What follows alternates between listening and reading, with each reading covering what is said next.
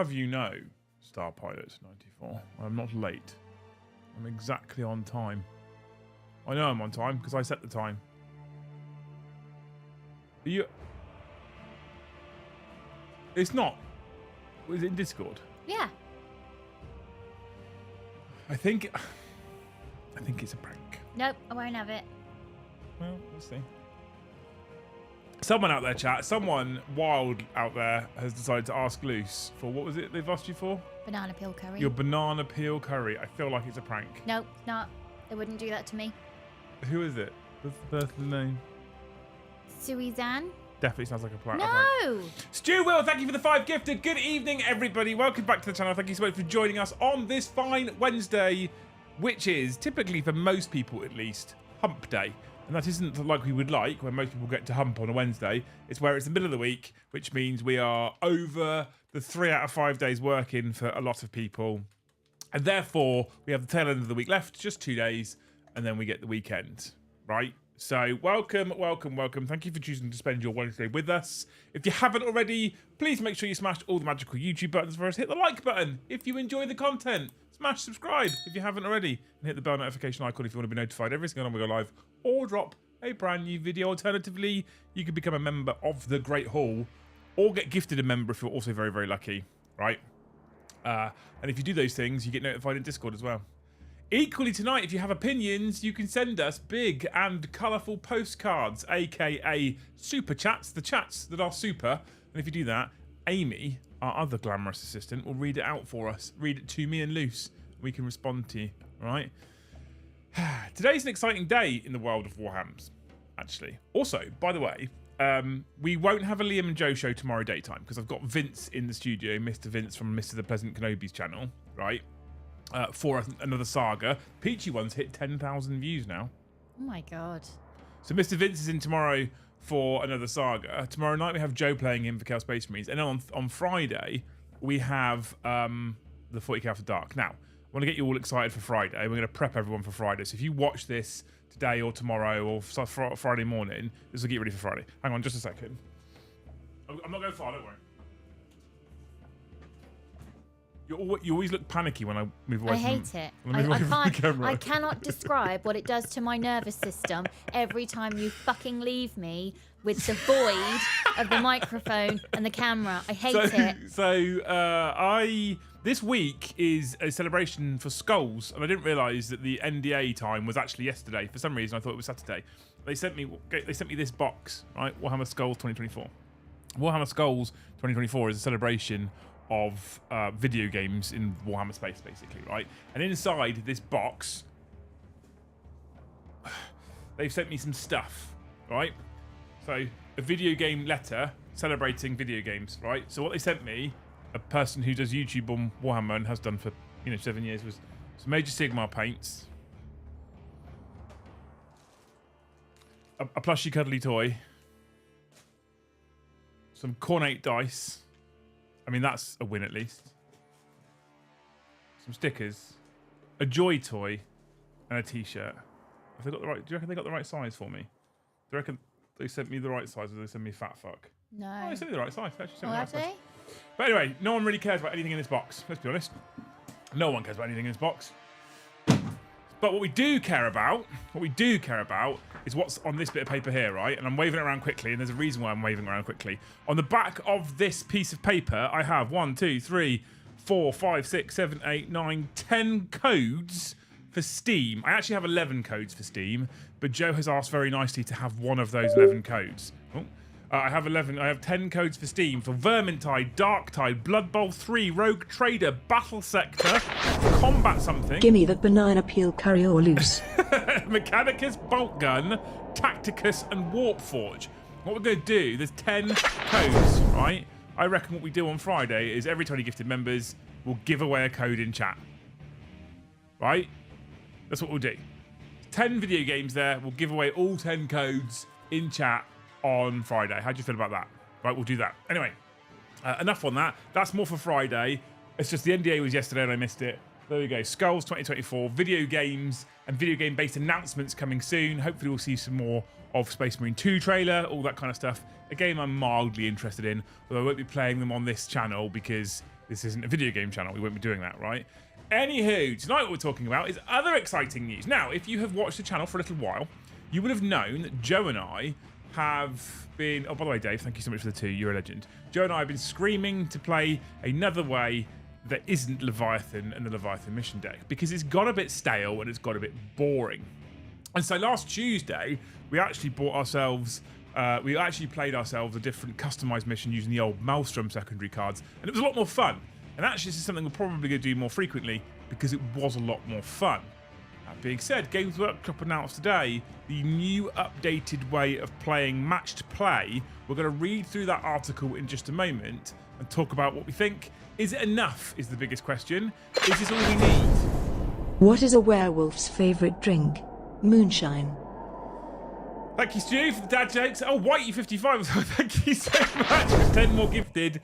15 Hump Day heroes. You're a bunch of legends. Thank you so much. You're amazing. We obviously have the usual target of 100, and I've decided after last week that officially now, every time we get to 150, we will give away one of our world famous, probably now, Lictor t-shirts. All right? Part of the Hardly Newer range coming soon. TM. So, is that what you say, TM? Trademark, yeah. TM. Right. But what I want to know with this new mission book deck is it enough? Is it enough? Or is it what's needed? Or is it not enough? Or do we need more different ways of playing? I got my opinions. We'll talk about that in just a moment. Thank you so much for the 15 gifted memberships. If you've been gifted a membership, ! Discord in the chat. Get yourself in the Discord server. Make sure you connect your YouTube account to your Discord account so it unlocks everything in Discord so it doesn't look like a tiny little Discord server. You're all amazing. At some point in the very near future, we will also be starting the Jarl tier and above giveaway for everyone who takes that Skeleton membership, upgrades to Jarl. They get free entry into a giveaway once a month for a combat patrol or Vanguard or Spearhead box of your choice. Big Bad Daddy John jumping in with the 20 gifted off the bat as well. Thank you so much, John. You're a fucking hero. That is 35 of the finest members straight away. John, thank you so much for 20. Whitey, thank you for 10. You people are amazing. Stu, you're also amazing for your 5 as well. Obviously, it's scalable levels of amazing. Liz, you're a bit late on the super chat. Well, I have my Discord open for Banana Peel Curry, but now I'm saluting. John, I'm saluting now. She's saluting, yeah. She fucked you off, Whitey, and you, Stu, but she's saluting No, John. I love Stu. I still need to read his book. I'm saluting for you all. It's on the shelf over there, by the side. It's it is still differing levels of amazement, though. And thank you, Whitey, for 20 is amazing. Thank you. It's not quite as amazing as 50. 50 is really fucking amazing. Love you all. 10 is good. 5's good. 1's okay. 50's incredible. So 173 people, right? If everyone gives 50, you solve my monthly problems. I'm just saying. We'll get into that in just a second. So I'm gonna open up the article for you wonderful human beings. We're gonna read through it, right? Star Pilot listened. Yeah. Thank you so much, Sam, for 50 gifted memberships. You almost knocked yourself out then. You hit your head so hard. Yeah. Star Pilot, you are amazing. Sam, thank you so much. You incredible human being for 50 gifted memberships. What an incredible human. That was a good salute as well. I got my eyebrows done today, so I'm pretty much numb. Yeah? It was. I don't know if I'd call it a good salute. But thank you so much for 50 gifted, Star Pilot. You absolute fucking hero. Pissing all over, John. Just throwing that out there. You're a legend. Thank you. Stick Monkey, thank you for 5 more. I don't know why I started that with a shtick. Stick Monkey. Stick Monkey shit. Is it a new way to play? Or is it the same way to play but with different cards? We'll get into that, Sean. All right, thank you so much. Right, if you can get this generosity out of the way really quickly, it'd be great. So I can talk about the. No, I'm joking. I'm incredibly appreciative. May's been bad so far, but you know what? It's okay. We're having fun. We love it.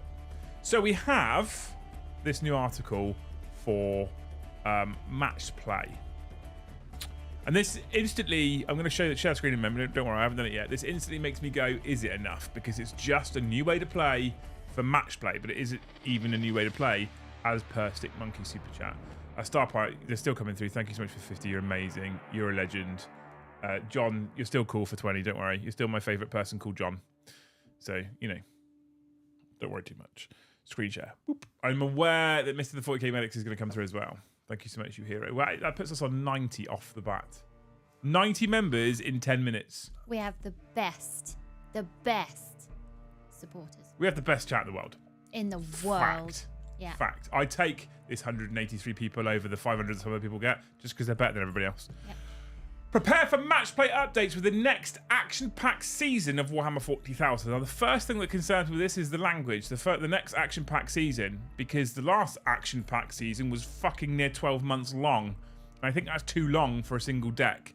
I'm curious as to whether they're going to change it every year. Wore the Lictor shirt into my LGS and everyone loved it, and I sent them your way to get ones of their own. Hang on. Yes, this is what we're doing. Is there one for girls? There's just a unisex t-shirt. Yeah, I know, but Lictor hardly knew her. Like, is there one Why couldn't girls do that's that? like a boy? Stop it. Pack it in. You know what I'm asking. Don't start this bollocks on here. Is there one that references a boy that the girls can wear? If you're straight, for fuck's sake, if you're straight, can we wear one that references boys? Like what? I don't know. I don't Is think- there like a... I don't think there's a tyrannid creature called a sucktim. To be honest with you, I don't think it exists. We should invent one. Tony Winnick, thank you for the gifted. You're a hero. White Legend, Westy 2024. Thank you so much for becoming a Hesea tier member. Hesea tier, all by yourself, mate. White Legend, thank you so much. Siege Roots, thank you for 5 more. Fuck me, chat. Thank you for 5 more gifted. Westy, thank you for 5 more gifted. What's going on? Best chat in the world. What's going on? There's the 102. Oh my god. 40k Medic, thank you so much for showing that t-shirt off and sending people our way. The whole point in the merch range that we're going to be building over time, and it's going to take time because we've got one artist working on our designs, but the whole point in the merch range is that anyone can wear them. They don't even need to know what the channel is. What I would like to do is eventually get to a point where people are Googling t-shirts and our website comes up and they buy one. They haven't got a fucking clue what the YouTube channel is. They don't know what it is. They don't care. They're just buying t-shirts. That's what I want, right? So thank you so much for doing that, sharing it. You're amazing. You're choked on it. Was only going for a nibble with a picture of a biscuit. Thanks, Ginger Steve. How you doing, Steve?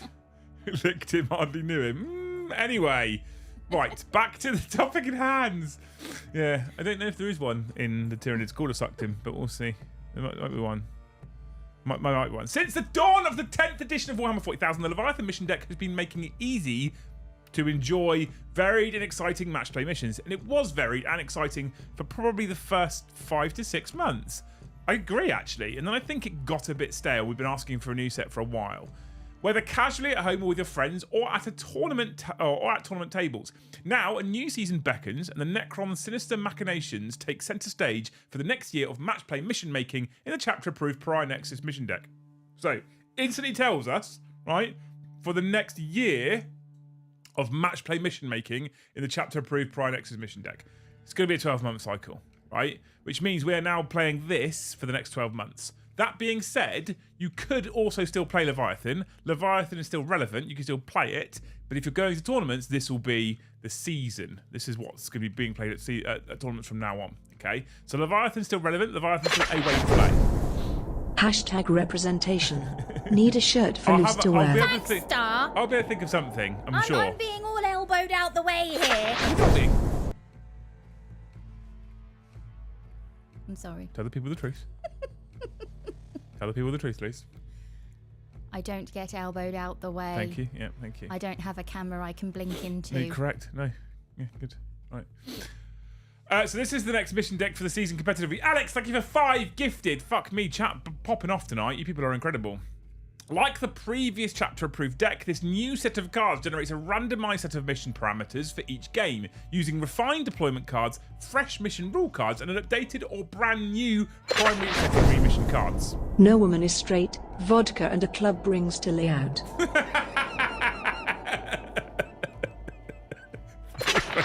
This is looking confused. It's a great way to create. I'm just gonna skip past that. Thanks for the 5. It's a great way to create exciting balanced challenges for both newcomers and seasoned veterans. This time around, you'll also need to contend with new secret missions, which replace the previous gambits, which no fucker ever uses. It doesn't say that in the article, I just added that part myself, I don't know if you could tell.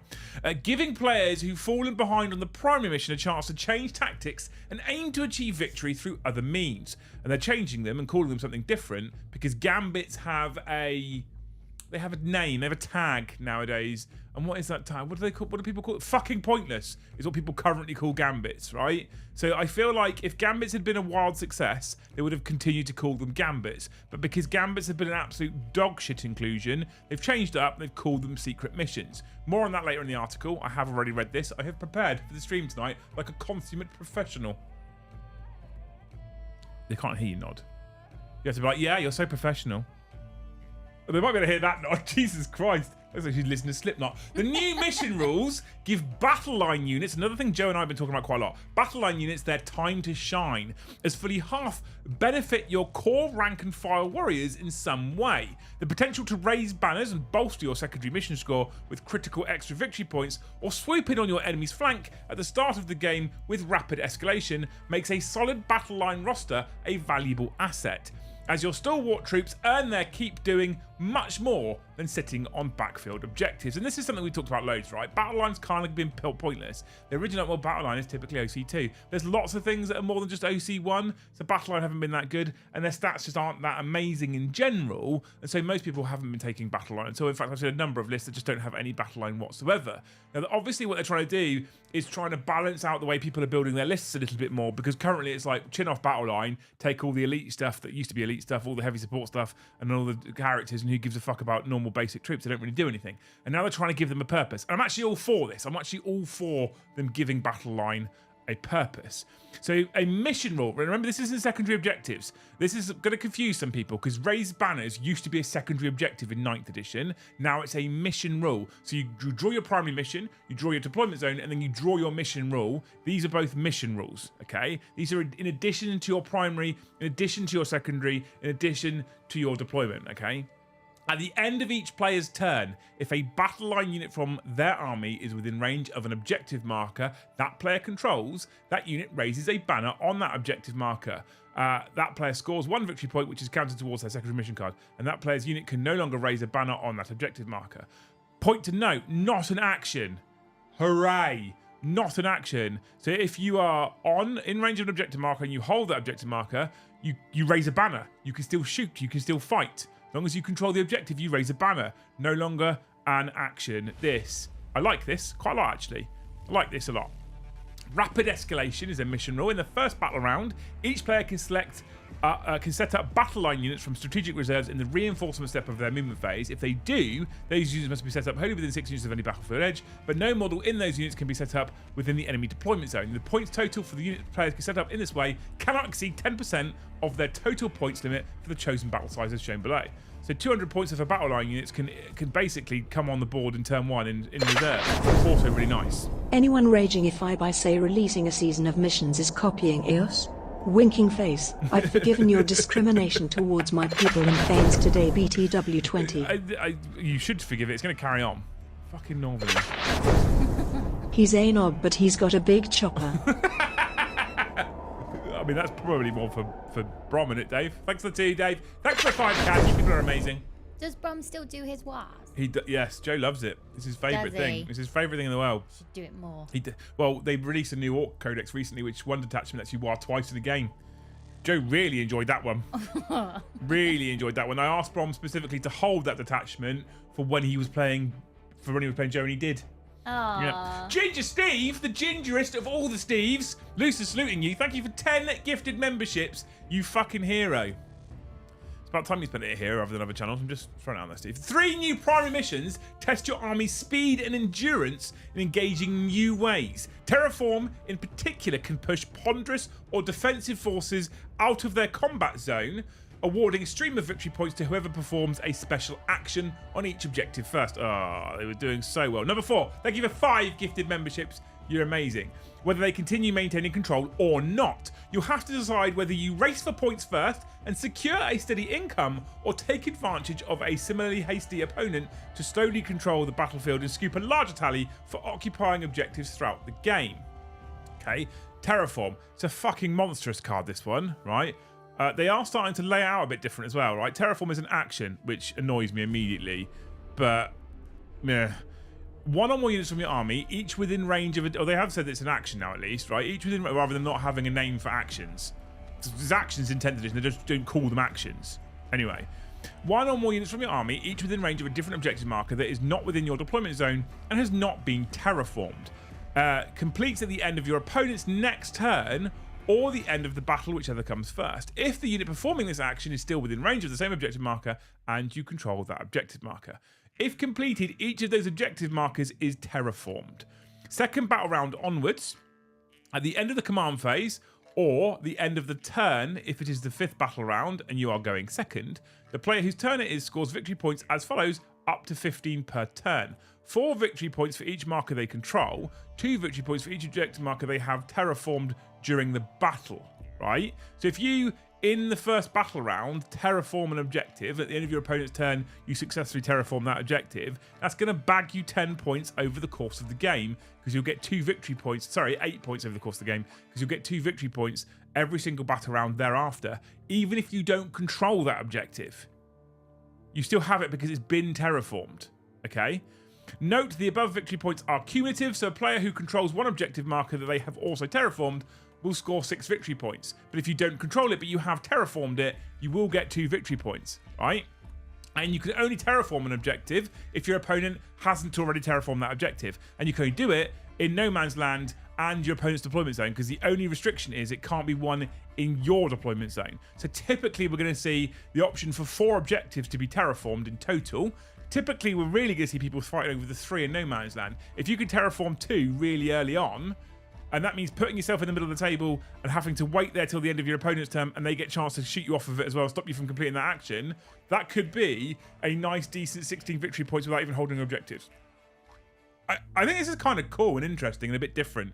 I like mechanics that are a bit different, despite the fact that it's an action. And what do we normally say? We normally say that actions are for virgins, right? That's what we normally say. But I'm kind of into this one, actually, believe it or not. Secondary missions have an updated design to better communicate when and how points are scored, especially for those whose rewards differ between fixed and tactical missions. New mission tasks you with booby-trapping, terrain features, securing board edges, and, a particular favourite, trying to destroy select enemy units your opponent themselves has marked for death. This decision is a double-edged sword. They can give you a tough challenge by picking durable elite units, but that also paints a huge target on their valuable heads. So marked for death, this is a secondary mission now, right? This is part of the secondary deck. So if you're playing tactical, this is one of those ones that you'll be drawing. It doesn't look like this is one that you can be picked as fixed, which makes sense. When drawn, your opponent must select 3 units from their army on the battlefield. If there are only 1 or 2 units from their army on the battlefield, they must select those units. If there are no units from their army on the battlefield, you can discard the card and draw a new secondary mission card. Like that extra sentence at the end there. Quite nice, keeps it fresh, right? When end of either player's turn, 1 or more of the selected units were destroyed or removed from the battlefield for any other reason this turn, 5 victory points. So Luce draws the card, I pick 3 units, she kills one of them, she gets 5 EP. Super cool. Like it. But I get to pick what they are. It's like I can't remember which one, the objective one where you pick an objective. Can't remember what it's called now that we currently have. But instead you've got to kill things. A bit more interactive. I'm into it. Right? Unlike the gambits they replace, secret missions are kept hidden from your opponent until the end of the game. Love it. And with 4 secret missions to choose from, it'll take some on-the-spot deductive skills for them to figure out exactly what you're trying to accomplish and thwart your cunning agenda. At the end of the 3rd battle round, starting with a player who went second, you can choose to undertake a secret mission if your victory points from the primary mission are less than or equal to your opponent's. There's no random draw. Just pick 1 card from the secret mission deck and hide it. At the end of the game, if you've completed its special condition, you'll earn a juicy 20 victory points. There is some risk to go with the reward though. If you pick a secret mission, you cannot score more than 20 victory points from your primary mission. You can normally score up to 50 victory points from the primary mission, so opting for a secret mission will limit you to 40 victory points total from both. Even if you succeed, you'll need to decide the primary mission is a lost cause before making the last-ditch tactic switch for points. So basically, battle round 3 onwards, a player who went second, if you are equal to or less than, in terms of your total score than your opponent, you can choose a secret mission, right? If you're winning, you can't pick one. That's what it says. Specifically states it, right? You can choose to undertake a secret mission if your victory points from the primary mission are less or equal to your opponent's primary mission, okay, specifically, right? If you then do it, you can do the secret mission. You can still score. You can still score primary. You can keep scoring primary, but you're capped at 20 then for primary. Okay, and then if you do your secret mission, you get another 20. So if you score 30 primary and do your secret mission, you still only get 40 points total. Everyone followed along? Good, perfect. The secret missions themselves are each distinct enough that a canny opponent can guess what you're trying to do. So you'll need to obfuscate your movements to slip it past their notice. Command insertion rewards a sudden dash to seize the enemy deployment zone with your Warlord, especially good for fast-moving characters or units that can redeploy mid-battle, while War of Attrition instead wants you to eliminate or push back their battle line units while smothering their territory with your own. So here's command insertion. Secret mission, these are all when at the end of battle, by the way, right? All 20 victory points. We're not going to go over that. So if your Warlord is within range of one or more objective markers in your opponent's deployment zone that you control. So end of the game, you control an objective in your opponent's deployment zone with your Warlord, you get 20 victory points. I'm a fan, right? It's at the end of turn 3, so turns 4 and 5 only. Correct, Michael? Yes, absolutely. War of Attrition, if one or more battle line units from your army are within your opponent's deployment zone and one of the following conditions applies. There are no battle line units from your opponent's army on the battlefield. This is already going to punish potentially people that don't take any battle line units whatsoever because they won't have any on the battlefield. Or if every battle line unit from your opponent's army that is on the battlefield is within your opponent's deployment zone. So if they do take a single battle line unit, just sit on their home objectives, it's also a bad thing. They're encouraging people to use battle line, take battle line, and not just hold them in their deployment zone. I'm all about this life. I'm huge on this. I love it. This is much better, right? This is much better so far. I don't hate Leviathan. I'm just a bit bored of it. I've enjoyed playing Leviathan. It's just a bit tedious now. These are kind of cool because they encourage a lot more interaction and a lot more, I think, probably well-rounded lists as well. If your opponent thinks, and it also, like, here we go, right? I want my Warlord to mean something. Here, your Warlord means something. I want battle line to mean something. Here, battle line means something. Banner's battle line means something, right? They seem to have been listening. They seem to have been listening. If your opponent thinks you're trying to achieve command insertion and retreats a battle line unit to contest that backline objective, it could very well let you win the War of Attrition instead. Alfarius would be proud. The other two secret missions are particularly helpful for armies that get their second win late in the game and can exploit an enemy army that's rapidly crumbling. Chateau Cohesion tasks you with throwing caution to the wind and recklessly withering or outright destroying every single unit in your opponent's army, while keeping any survivors away from all objectives. If you'd rather just control as much as possible when the game comes to a close, Unbroken Wall gives you points for seizing at least 3 objectives outside of your deployment zone. So Chateau Cohesion. If there are no units from your opponent's army on the battlefield, or every unit from your opponent's army that's on the battlefield meets one or more of the following conditions: it's battle shocked, it's below half strength, or it's not on an objective. So as long as everything on your opponent's army is not within an objective, for example, you'll get your 20 victory points. Or everything's destroyed, you'll get 20 victory points. Or everything's battle shocked, unlikely, you'll get 20 victory points, right? Otherwise, you can do Unbroken Wall. You control 3 or more objective markers that are not within your deployment zone. It sounds good, right? Control 3 in no man's land or your opponents for 20 victory points. But then you could be getting your max primary if you're doing that as well. And you pick this at the end of Battleline 3. It's gonna be an interesting choice sometimes, some of these, right? I actually think these are significantly better than Gambits ever were. Not broken, easier to achieve, less complicated. The biggest problem with Gambit was they were too hard to achieve. If you're losing that heavily, look at the Gambit card. Well, I can't do it because I don't have enough stuff left to do this. I'm losing so heavily. A lot of these actually seem a lot more easy to achieve, or easier to achieve, okay? And they give purpose, like I say, to things like Battle Line or things like your Warlord, which is nice. Each Prior Nexus mission deck will contain 69 cards, including both attacker and defender decks of secondary missions and secret missions, so just pick one pack which will cater to both players in a game. You'll also get 6 pop-out objective tokens, so you'll need to bring along is your army, some terrain, measuring sticks, and dice. The chapter-approved Prior Nexus mission deck is due to land in just a few months. A little bit Leviathan left, chat, but we'll be playing some Maelstrom anyway. I will let you know when it goes up for pre-order here on Warcom. It's so effing necessary and long overdue. Leviathan is so stale that if it were bread you could hammer in nails with it. This super chat is probably off topic since I got interrupted mid-super chat by a work call. No, Mr. LeJohn. All you did was get outmembered by Star Pilot, just saying. But it's not, it's definitely not off topic, it's on topic. We're still on topic for now, right? So here's your first asterisk, which joins 6 remaining. This particular asterisk is linked to the primary missions here. 3 new primary, which add to 6 current 6 returning favorites from the Leviathan. So 6 of the primaries stay the same, and there's 3 new ones. Then it says, right, this one here, this pissed me off a little bit. Minor rant, chat, minor rant, right? Actions are a mechanic that players may be familiar from previous editions. No, Games Workshop, actions still exist. Deploy Teleporter, it's an action, it's just long-worded and nonsense. We've still got actions now. We've still got actions in 10th edition.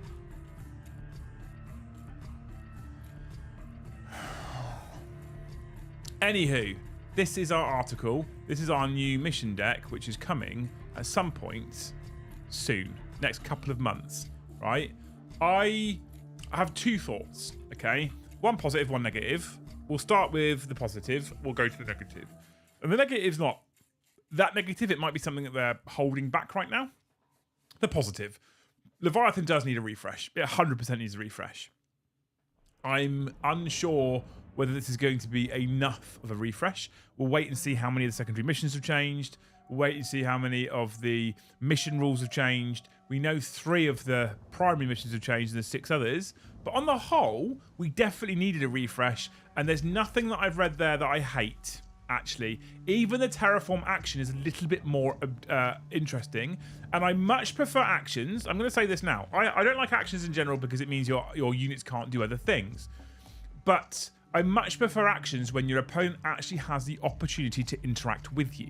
And what I mean by that is, on Terraform, the actions complete at the end of your opponent's turn. So if you're doing your action on your little objective there, your opponent can try and kill you off that objective and stop you from completing those actions, right? It's better, actually. So we'll have to see how many mission rules have changed. We'll have to see how many secondary missions have changed. But on the whole, 100% positive because we do, in fact, need... The tracker is wrong. Yeah, it's frozen. Stick Monkey, I'll update it just a second. We do, in fact, need...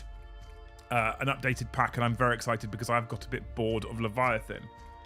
Caveat, I still think we need something like a Maelstrom deck or something like a Maelstrom way of playing for the casual players who don't want to do primary missions and secondary missions. If I was to bring someone new into the game right now and hand them the Pryonex's mission deck or even the Leviathan mission deck, I think it's just a bit much. People just want to throw dice and have fun and not worry about holding primaries. How about taking the secondaries from the old and new pack and players build their deck of secondaries before the game? No more actions for Liam. More actions for Liam. I mean, deck building is another thing that could be... It's a cool mechanic you could bring into it, right? But I feel like often... I'm trying to... So for me, as a player who plays very frequently, at least once a week, sometimes twice a week, sometimes more often... Deck building to add complexity, keep it interesting for me would be great. I'd love it. I think it's great, right? I think it's awesome. Okay.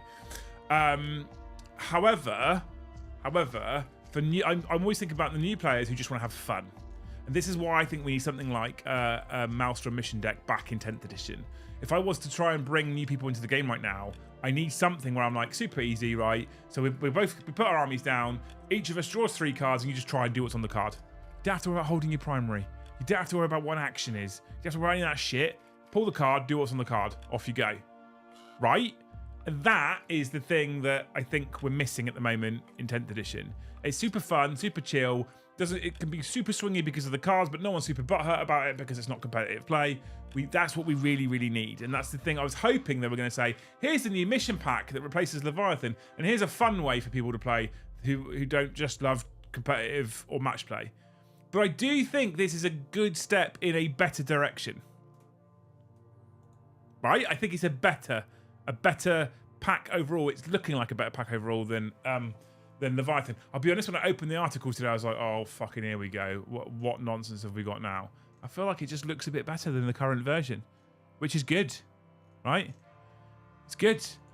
Anyway, thank you to all of you 245 people that are watching. If you haven't already, please make sure you smash that magical like button for us, you wonderful people. Tempest of War was my favourite way to play. Tempest of War was good. We played a lot of Tempest in 9th.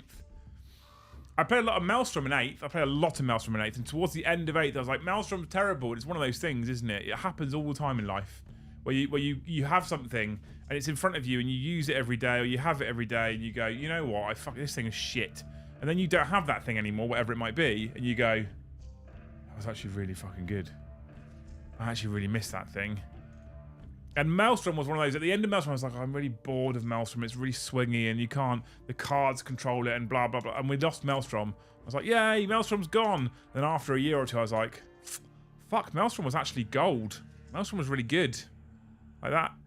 That's one of those things where I was like, oh, it sucks. Actually, I was probably wrong at the end. End of 8th edition, where Maelstrom was actually golden era, and we need more of it, basically. Anyway, thank you for all the super chats. Thank you for the gift. I'll update the tracker for Mr. Stick Monkey because he's upset that it's wrong. Oh, what? Oh, for fuck's sake.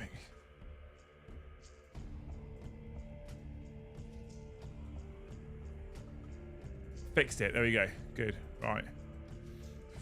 Fucking computer froze for a brief second. We fixed it. It's okay. It's okay, but disappointed that it's an update and replacement for Leviathan instead of being something to go alongside Leviathan, including a way to combine both decks for a third way to play. I mean, So Lawrence, from a tournament organizer perspective, it replaces Leviathan, and it's a new season, and you play this one. From a casual player perspective, you can absolutely do the things you just said. So you can choose to play Leviathan still. You don't have to play Pariah Nexus. You can choose to play Leviathan. Nothing wrong with that whatsoever, right? You could, with you and your mates, also choose to take all the mission rules and jumble them all in together, take out all the duplicate primary rules and jumble them all in together, take out any duplicate deployment zones and jumble them all in together. You could even mix all the secondary jets together if you want to, and you can create your own third way of playing with lots more secondary missions and lots more mission rules. You can absolutely do that. You 100% can do that. So, I hear what you're saying. Officially, what's going to happen on the tournament scene is it's going to replace Leviathan, but you absolutely can just make your own way of playing it, right? Do you think this might be a way to push the Vashtor lore forward? I hope so. I like mission packs and seasons that actually have lore consequence as well, or something in the lore's going on at the same time for us narrative bunnies. Someone has mentioned that the potential increase of battleline troops could help with battle shot, will make it more impactful and more effective. That'd be interesting. We also need narrative gaming without Excel spreadsheets too. 100% Stick Monkey. More on that soon. Just saying. I'm wondering about the difference between the attacker and defender secondaries. Is there ever a difference? I also like the tournament books too, so I hope we get one of those soon. Like the old ones from last season. I don't know if you will. I don't know if we will. I'm very positive about this. I think it's 100% needed. If you look at the title, it says needed or not enough. I think it's needed, but I also think it's not enough. I think we need a new narrative way of playing. Have you ever had that experience? Have you ever had something that you've just been taken for granted, or you've gone, this is a bit shit, or I don't really use this very much. You've got rid of it, thrown it out, donated it, charity shopped it, whatever, and then you've gone, that thing was really fucking useful. I'm sure I have. I'm usually quite good at keeping useful things around because they are useful, and I'll recognise that. But the things that I typically get rid of are the things that I only need sporadically throughout the year, but it's the only thing that can do that job. And because I get rid of it during a time of year that I don't need it, to me it's useless. And then I'll come into a time of year that I definitely need it. Things like a lawnmower. Yeah. Yeah, we don't need that. Taking up tons of space in the shed, get rid of it, and then boom, spring's here and you go, bollocks. Get rid of the lawnmower. I do. I think I do it. I think I do it more often than I'd like to admit. Yeah. Where I get rid of something, and then about 2 months later, I'm like, oh, fuck me, I got rid of that thing that I really needed or I really liked. We didn't get rid of it, but we lost all of them at the same time. Nail clippers. We did lose all of them. Yeah. All of us. And I think it was when Ben was tiny, and baby's nails are somehow razor sharp at the same time as being flimsy as ever. And we misplaced all of the nail clippers. I think I kept them out the way because James got interested, and then all of us needed the nail clippers. I couldn't remember where I put them. That's a classic example of I don't use it every day, but it's the only thing that can do that job. I think it's more. So the experience I had with Maelstrom was more where we'd been playing it for like 2-3 years. I got to a point where it's like, this is shit. This game mode's terrible. It's so bad. And then they got rid of 8th edition and brought out 9th edition. I was like, oh, at last. And then played it and was like, I really missed this version I used to play. You know, it's just one of those things where it's like, oh, I've had enough of this. This is terrible. And then we didn't have it anymore. We weren't playing it anymore. I was like, yes, it's finally gone. And then eventually it was like, I was wrong. This was actually really fucking good. Really, really good. I did it with my phone once. I swapped my iPhone years ago to a Samsung. Do you remember? Yep. 6 months before that fucking thing went back, and then I swapped back to iPhone. And we got to hear about it all the 6 months long. That's not true. It's not true. The first 2 or 3 months it worked fine. Oh, so it broke? It didn't break. It just wasn't. I just got sick and fed up of trying to do things on it that I couldn't do before. So why did you swap the iPhone? Because I like change. You do not like change. I like some change. That is not a thing about you. I like some change. I do like some change. Some, in heavy asterisks. Some change. I do like some change. Change. I like change. Oh God, I like change quite often actually, and I tried to change, and I was like, oh, this thing that was familiar that I took for granted because it was familiar, I don't like it anymore. Swapped it back. Right. I'm kind of worried it becomes stale again too quickly. At start, I'm 100% also concerned. 100% also concerned it becomes stale again too quickly. But we gotta give it a go, right, and see what happens. But like I've now I took delivery. I showed you guys on the game stream last night. I took delivery at the end of last week, beginning of this week, of 2 tactical objective decks from 8th edition Maelstrom that I bought from eBay for fuck all. They're like 3-4 quid each, I think they were, for a deck, sealed in plastic. And we've taken delivery of those. So now I don't think I'm already talking to the team about a number of things, right?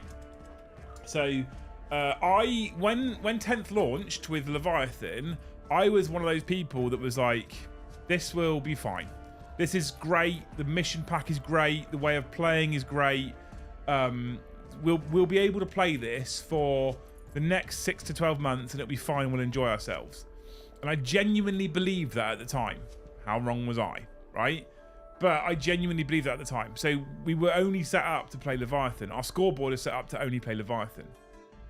It's going to take a while to make the changes that we need to make, but we're already talking amongst ourselves of more narrative-based stuff, campaign-based stuff, growing-based factions alongside you guys in chat where you can perhaps do things alongside. I'm not going to give detail away because we haven't nailed the detail down yet, so I can't give detail away because we haven't got it. But there's lots of other things we're going to be bringing in to sprinkle on top of what is now Prior Nexus. And we can also play some Leviathan, and we have our Maelstrom Tactical Mission decks as well, so we can make up our own kind of games as we please, and you guys can follow along at home as well. Right? That's the kind of point. So there's a potential that we can do is we can go, hey, we're going to take these mission cards from Leviathan and these ones from Prior Nexus. We're going to bring in these Maelstrom mission cards. We're going to create our own mission. Once we've created our own mission, we'll play it on stream and be like, that was a roaring success. It was loads of fun. And if it's loads of fun, what I can then do is I can transpose all that onto a PDF, and we can dump the PDF in Discord and be like, there you go. There's a mission that you can play if you want to with your friends. Good way to celebrate my 33rd birthday by watching show live while eating Ben and Jerry's ice cream cookie dough. Oh, Bombardment. That's my favourite. Big Bad Peter Gaming, you were doing so well. And then you that's picked my cookie favourite. dough. It's the best one. Why do people pick cookie dough? Oh, 'Cause what I it's the really want to best do? one. I want to eat this ice cream that's got a texture of sand. No, it's not. It's not like that. It's lumps of cookie dough. It's not stirred in. It's lumps. Fish food or fuck off. No, fish food's way too sweet. There's too much going on in there. Fish food or fuck off. No, it's cookie dough. Good I'd old love to see classic. more narrative stuff integrated into the channel, 40k or iOS. You give me some narrative with appropriate amounts of fluff and I'll be there. Big plans. Big plans means it's going to take a couple of months to get up and running, by the way. Warning now. Stick with us. Big plans. If I can get it to work, amazing. But I don't know if I can get it to work. So if I can't get it to work, then 70 to 80% of the big plans will come off anyway, and we'll still do things interestingly in narrative. I've got a cool idea for some narrative stuff. I've been working away at it today actually. Coming soon. Well, we keep talking about like we want to play for fun, and we like narrative stuff, and then we keep playing Leviathan. So we need to work out how I can make narrative work on the channel, and whether we use. Here's the thing as well, whether we use like the Leviathan and Prior Nexus mission stuff to make it work, or whether we make our own up entirely, whether we use Crusade or whatever, you know? What the fuck is Ben and Jerry fish food? Bloody lovely is what it is. Right?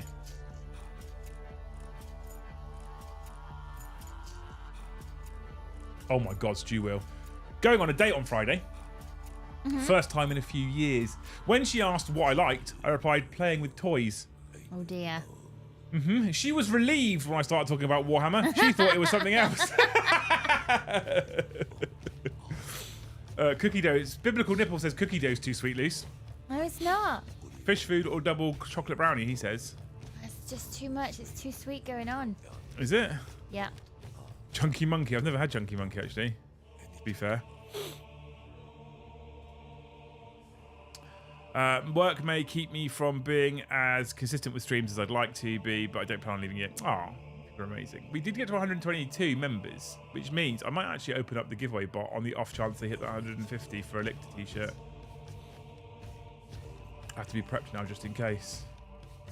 Member luck. Max active time 15 minutes. Go. Cool. Okay. It's amazing. Stick Monkey, I almost just deleted that, by the way. Mint, peanut butter, mint. What? What are you saying, Jorge? Don't, Sean. Don't. Have you seen the monstrosity that is tonight's stream, Sean, from them? Honestly. Sean, you'll be proud of me. I made satay chicken the other day. Where are you at, Naharek? She did make satay chicken, actually, and it was fucking gorgeous. I'm so proud of myself. She made homemade satay chicken with homemade egg fried rice. I know. You can make that again. Oh, can I? Yeah. I nearly broke my hand blender getting the peanuts all in there, and it was so hot that I had to sort of hold it against the cupboard and then jab it with the wooden spoon because it was so too hot fucking to good. hold. It was so good. Pretends to be narrative, plays Leviathan. Basically VT. Tonight, on that particular channel, you've got 6 different aspect warriors making up a Corsair squad. You've got 2 wave serpents that are pretending to be falcons, honestly.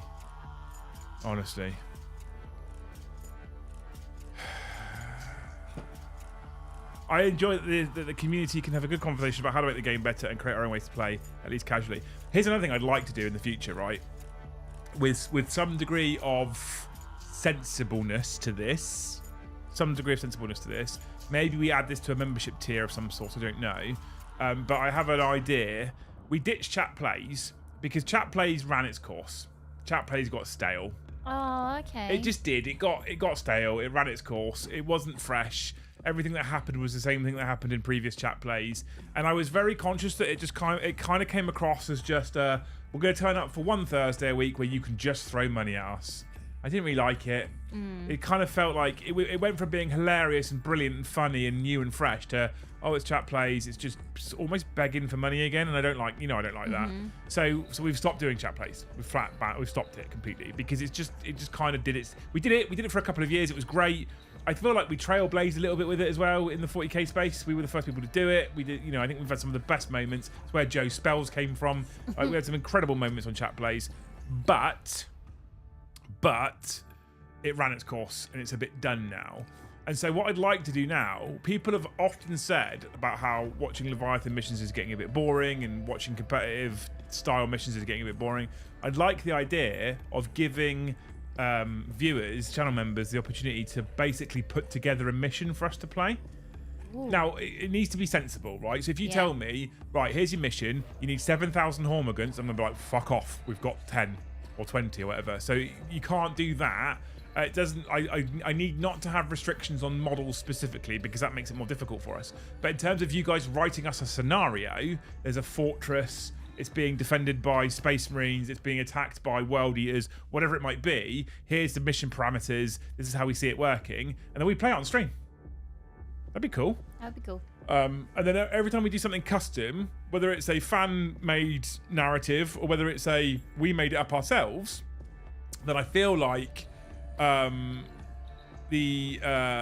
we can then do is we can put it, like I said before, transpose it onto a PDF and release it to all of you, and that PDF will just get dropped in Discord. We're not allowed to sell it. I've spoke to GW, right? We can write our own missions for Warhammer and give them to the community to play. Okay. We can't sell them. It's not our rule set. Right. So as long as we don't sell them, you're fine. So we just dump them on Discord for free. In Discord, you've got to pay to be in. But we'll just dump them on Discord for free. It's free on Discord, right? That's what we're going to do. There you go. Can we pay to shock Brom? That was the other thing I did think about. You know, you get those ab trainers. You've seen those ab trainers? The, like electric pads. I've seen the ones that guys put on to try and sympathise with period pain. Yeah, so like they're like the electric stomach things, and what they're actually supposed. The human race is fucked, isn't it? Right? How'd you get nice abs?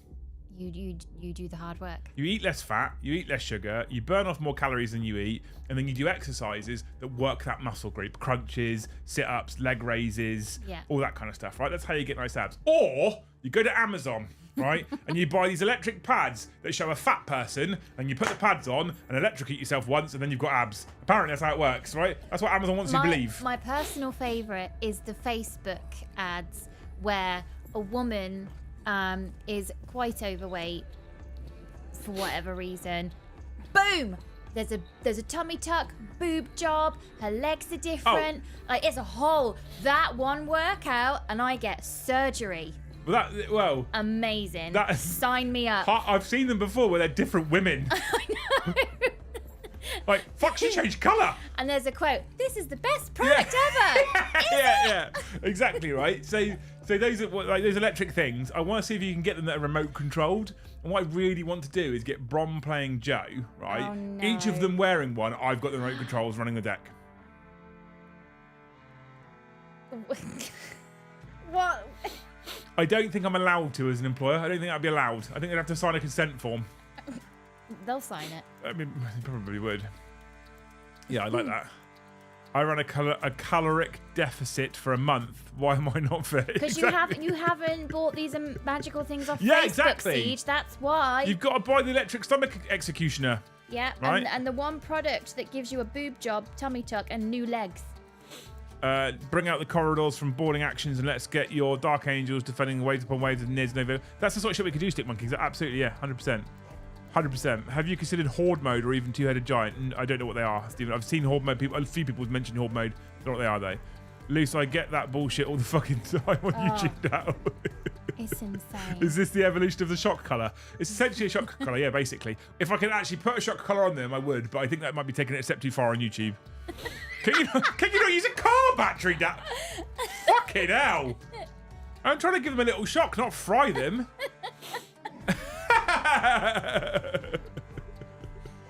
So that's like the Jackass format of 40k. It's kind of, yeah, it could be fun though, right? That could be fun. I feel like we could be into that. Could be interesting. Found myself a woman who doesn't like abs. Like, life hack achieved. Amazing. Amazing. Luce keeps saying the words to me. Babe, I love your dad body. I'm not entirely sure how that is, in fact, a compliment. But she says it all the time. What's that? You. What? Someone say Rick Jagger with a great comment says, "Found myself a woman who doesn't like abs. Life hack achieved." And I was like, Luce says all the time, "Babe, I love your dad bod." So, when we were on the train the other day on our way to London, Liam got a front row seat to what I like to call the dad show. What about having supervisor/sub goals that allow us to influence the narrative of the game within parameters that you decide ahead of time, i.e. new reinforcements arriving, orbital strikes, etc.? So I saw you also say super chat's not supervisor. Steve, thanks for the 10, you're a legend. So we started chat plays, which was completely spontaneous and wasn't intended at all, and it went fucking wild.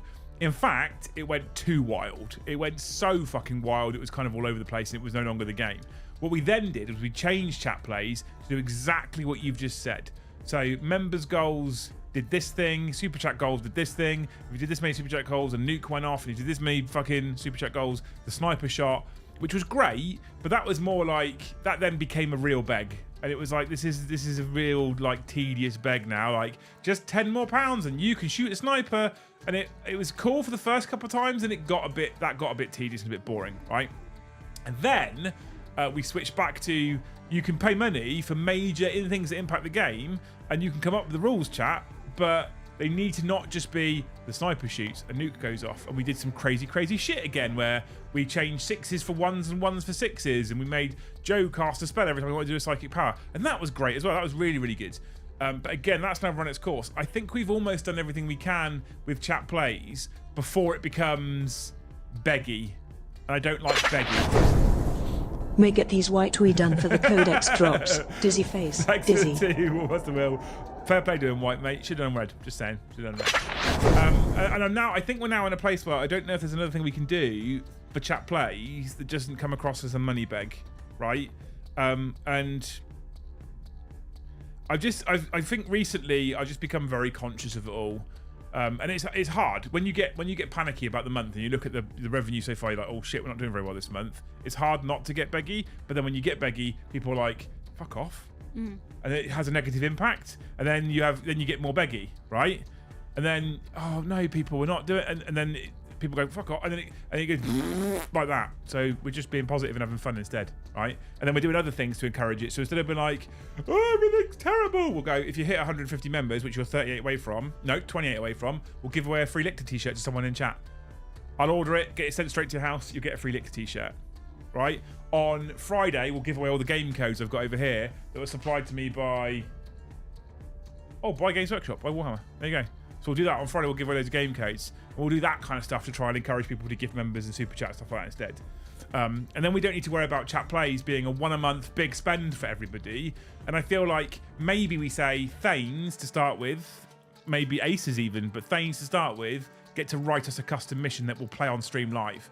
Maybe we start that at Acer tier, to be fair, right? And they get to write us a custom scenario, and we'll play that custom scenario out. And it's not about everybody throwing money at us. It's not about people that go, oh, well, I can't get involved because I can't throw 20 quid at a super chat. Well, that's not great then, is it? You know, do you see what I mean? There we go. You thought about playing some other editions of older editions of 40k? Yeah, we've been picking up some of the older rule books. I've got 7th. I think I've got 5th now. I've obviously got 8th and 9th still. So, yeah, possibly. Anyway, we'll talk about Lucy insulting me. Paul Hayward, thank you for the 5 gifted. You legend. Someone Lucy insulted me, called me a dad bod. So I do love your dad bod. And whenever I see a dad bod, I don't go, ugh, that's gross. I actually see it as an awesome symbol of teamwork. Because when we were on the train to London, you got to see the dad show. Caveat, there are fantastic dads out there. I know a whole bunch of them. And you guys who have kids who are dads, I know you love your kids, so I'm not talking about you. Or is she? End of caveat. The dad show is when mum looks like shit warmed up because she has a baby crawling all over her all day and dad looks immaculate. That dad goes to the gym while mum looks like crap. I go to the gym. So that, air quotes, dad bod is not a symbol of teamwork. It is not a symbol of being in the boat rowing as well. It is... I was late to home tonight because this farmer was protesting in his tractor blocking roads preaching the end is nigh. Bloody Farmageddon, triumphant face. Farmageddon, I've never heard. Hey Esther, how's it going, dude? Thanks for the 5. Brilliant. Carry on, Luke. So I love the dad bod because I just think, well, you both get to look like shit or you both get to look great because you're holding each other up and you're finding the time for each other. Yeah. When one of you is a gym bunny and the other one looks like crap all the time with a baby crawling all over her, that's not fair. And then it cements my theory when the dad on the train literally has no idea of the timetable of their kid, but she's answering all the questions whilst looking tired and getting this kid to stop pulling her hair. Well, I probably couldn't answer any timetable questions about the kids, really. Stephen Weather, thank you for the 5 gifted. Sorry. There we go. I was waiting for it. It's not... Thank you so much, not Steve. necessarily... Thank you, Bull. Okay, saying timetable is probably the wrong choice of words. He just couldn't answer basic dad questions. Well, they were going on holiday, weren't they? Yeah. And he didn't know where the flight was.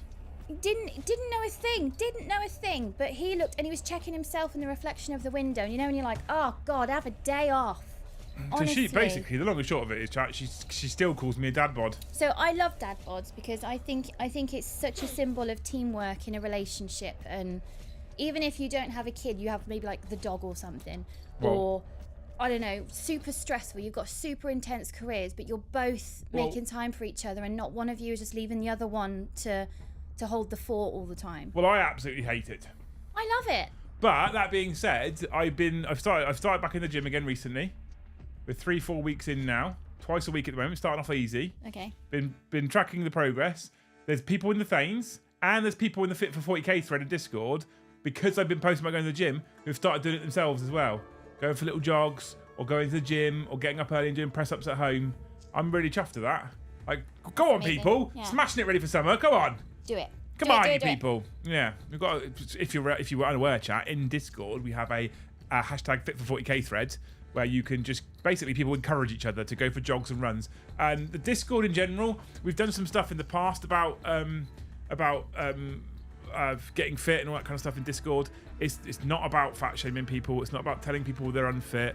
It's not about laughing at the fact that people can't see their own penis. It's just simply about it's just simply about having a space where people can post their progress, no matter how big it is, and people can be encouraging and helpful. And I don't give a flying fuck if you go in there tomorrow morning and you'd be like, do you know what? I got up, I did 5 press ups, I did 5 sit ups.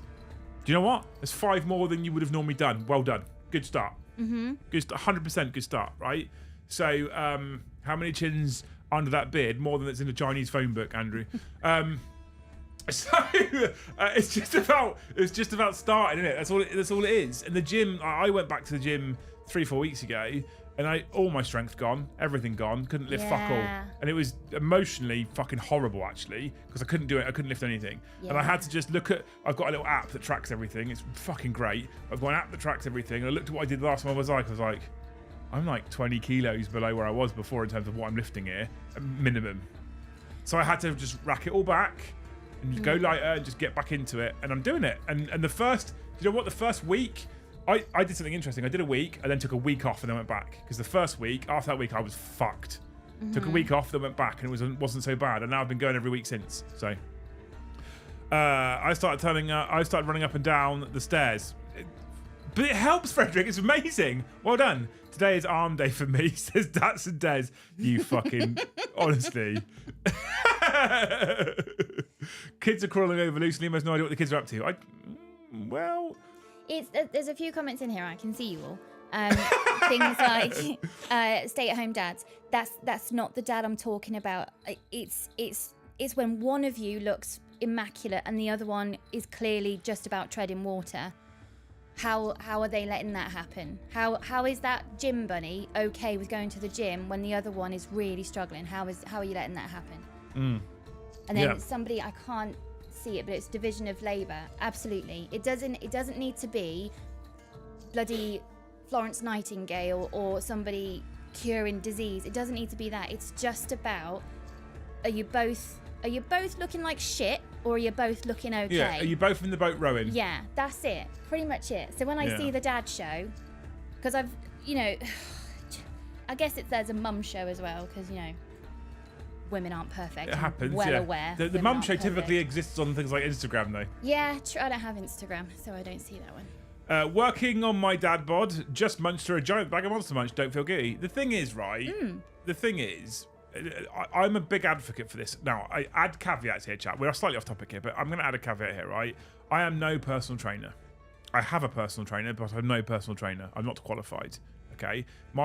Every time I've ever got fit in the past or got healthy in the past, and I've done it a few times, and then typically what happens is you go, I'm really happy with where I am, and you stop everything, and then you go, and you start all over again.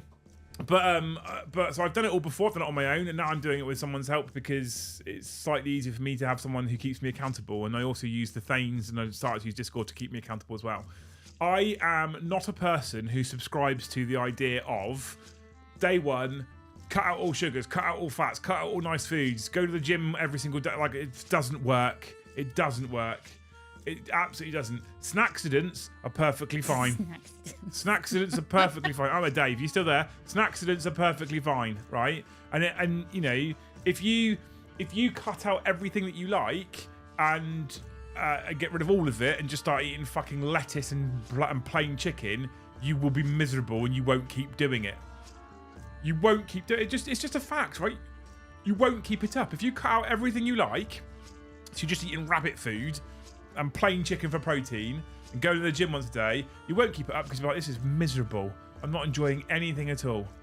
So don't cut out the big bags of Monster Bunch every once in a while. Just don't eat 5 in a day. Yeah.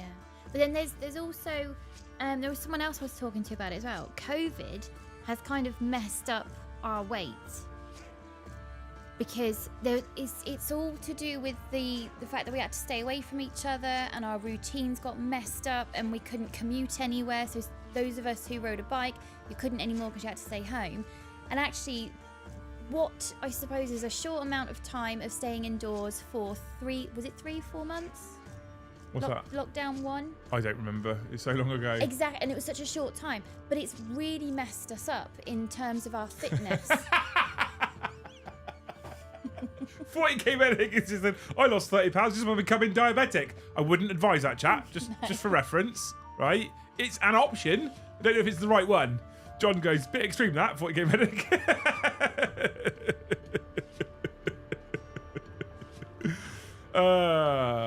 So many people can't get healthy is because the capitalist view of healthy is just an expensive increase to your personal misery index. That fucks that. We talk about this a lot, don't we? Mm-hmm. Here's the free health. Here's the really healthy, free of fat food. It's twice as expensive as the shit stuff. But it's probably got stuff in as well that. But the thing is, right? Healthier. But the thing is, it like when it comes to diet, there's a all right. When it comes to diet, there's a couple of things to take into consideration, really, right? So I've gone back to my way of starting to get fit and trim and losing a bit of weight is through weightlifting because I prefer it to running because I don't like running because it hurts, right? And one of the reasons why it hurts is because I'm a bit fat. The other reason why it hurts is because my left knee's fucked from the army because I trashed it twice. So my left knee's fucked. If I pound pavement for too long, I just get sharp stabbing pains in the side of my knee. It happens. My right one, fine. My left knee, bollocks. So just hop really quick on your right one. Yeah, if I hopped for 3 miles, I'm fine. Yeah, I end up with one leg, fucking like that. Yeah, and one leg like a fucking withered old twig. Because I'm going to do a lot of my weight losing through things like weightlifting. I need to make sure I increase my protein intake because it's what helps rebuild those muscle fibers. So I am consciously slightly increasing my protein intake. Not massively, because guess what? I'm not benching fucking 120 kilos. It doesn't need to be huge, right? So I am making a conscious... Some things that you do require a slight change in diet and an idea of I need to increase my protein or I need to increase this or I need to increase that or I need to increase something else. I'm trying to eat more fruit and vegetables, specifically fruit, rather than grab a bag of like chips or crisps or something because a sweet apple is actually really nice, genuinely. So why wouldn't I? And I've been getting packs of berries, blueberries, strawberry. I fucking love berries, by the way. I'm mad for berries, right? So there's that. But there's one golden rule. There's one major golden rule in general. And it's very, very simple. And everybody can do this. Everybody, right? It's about calorie deficit. It's very simple. If you burn off more than you eat, you lose weight. If you burn more calories than you put in, that's how weight drops. If you burn off less calories than you put in, that's how weight gains. It's relatively simple. Now, there is a little bit more complexity to it than that, but as a base, that's all it really is, right? Essentially. So I've started to try and eat a little bit less than I would be eating, stop snacking on shit constantly. But calories, the best way to lose weight, it's not. I do not subscribe to intermittent fasting or any of that shit, or any of these fad diets that fucking exist. Very, very simple. Enjoy everything that you currently enjoy, just in moderation. Just in moderation. Calorie deficit is how you do it. Simple. A kilo is about 2.4 pounds. Oh yeah, sorry, I'm speaking in imperial, not imperial, in metric. You're mad for dangleberries. I love berries. I fucking love berries. Blueberries, raspberries, strawberries. Oh, fucking love berries. Yeah, I'm not. I can get the big packs of berries from like Morrison's where you get a little bit of blueberries, a little bit of raspberries, and a big bit of strawberries, and just sit there eating them instead of like Quavers or Monster Munch. Just eat them. I'm the sort of approach of eat real actual food. Yeah, absolutely. So we all eat the crisps and the McDonald's and all of that because we're human and we're time poor, or it's a treat or whatever, but majority of the time eats actual real food. You should increase protein if you're lifting. I have, Evan. Additionally, once you hit late 30s, the human body, male and female, don't metabolize protein as well, so minor increase is recommended. Didn't know that.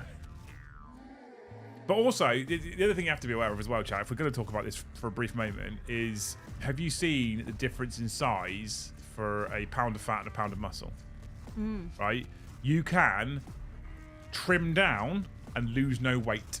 Yeah, because you're building your muscle. Building muscle. Yeah. So it's an important thing to do. Joe and I were supposed to start this morning, and I forgot. Joe and I are starting weigh-ins soon. He'll send me his weight, and I'll track it because Joe wants to lose weight, and I'm trying to help him do that. Whilst not, and I'm not trying to like run, fatty. That's not what I'm doing. But that's what I'm doing. Like we've got him a gym membership. He went on Friday, and he went again on Monday. No, yesterday on Tuesday, and on Saturday he was chopping logs in his mum's garden, and he's just telling me about it. And all I'm doing is having conversations with him about it. And be like, so he was like, oh, I chopped logs for an hour on Saturday. I was like, sweet. And on Tuesday morning, he got in and was like, I went to the gym this morning. I was like, well done, mate. Really good. Yeah. That's all it is. That's all it takes sometimes. I love hearing about the science of food. So when you eat convenient food, you skip the whole process of making food. So your brain doesn't interpret your sensory task as touching the food and making the food. So your stomach acids aren't getting ready for food, so then when you do eat, it's a kind of a shock to the system, and that's why you eat fast food so quickly. Yeah, absolutely. I think someone said you can eat McDonald's in 7 bites because you're grabbing handfuls of chips and just shoving them in. I mean, to be fair, actually, I reckon I've seen people that can do that. Yeah, and then because convenient food isn't necessarily real actual food, your brain doesn't then register that you've eaten, which is why you're hungry sooner after. Yeah. Plus the value of the food is not as dense as the value of maybe homemade food. And you don't even need to be a fantastic cook. If you're just using real ingredients and touching the food, making the food so you can smell the food cooking, all of that, by the time you get to dinner time, you're going to eat less. To be fair, though, it's hard for some people because life. Definitely. You know, it's hard. Run in front of Joe and dangle his last monster in front of it. Yeah, I think one of them like sticks like that with a monster can for Joe, so he can't reach it. And yeah, that's what we need. Jonathan Silver's got his new business idea, weightless idea. Tell me what scares you. I'll break into your house dressed in said scary outfit and scare the shit out of you and chase you around for 20 to 30 minutes. It's a business idea. It's a business idea. No. Every time the National Treasure kills a unit, he can run a lap around his studio. And if a unit dies, he pumps out 10 push-ups. That's a fucking great... We could do that for a laugh.